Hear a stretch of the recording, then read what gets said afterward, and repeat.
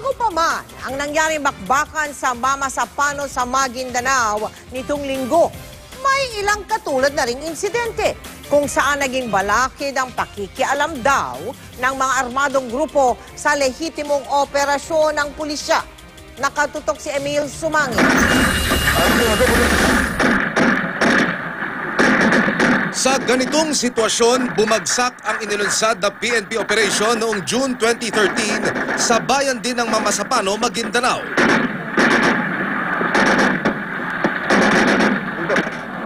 Isang warrant of arrest ang isisilbi dapat ng pinagsanib na puwersa ng PNP Regional Mobile Group at Maguindanao Police sa isang high-value target.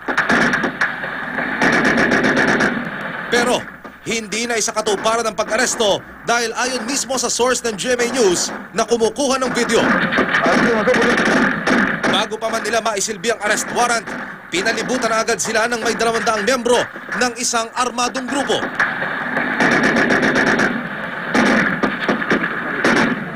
Saka raw sila walang tigil na pinaulanan ng bala. Hindi huminto ang putok mula sa lokasyon ng kalaban kahit dumating na sa lugar ang mga simba mula sa tinawagang puwersa ng militar.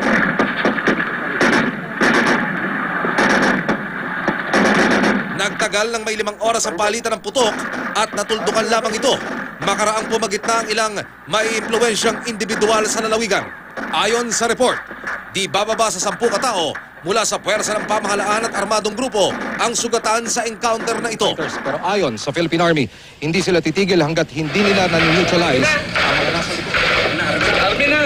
September 24, 2013. Nagkabakbaka naman ang puwersa ng BIFF at mga miyembro ng Philippine Army 6th Infantry Division na re-responde lang sana sa isang shooting incident sa Midsayap, North Cotabato.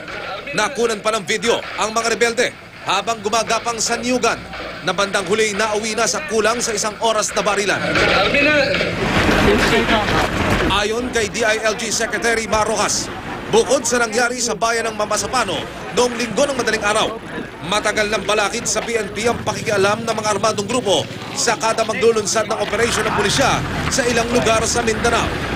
There have been other instances na yung mga armadong grupo sa area ay nakialam. No? At yan ang dahilan nga kung bakit merong CCCH, merong International Monitoring Group at iba pang mga mekanismo para hindi nga magkaroon ng misencounter.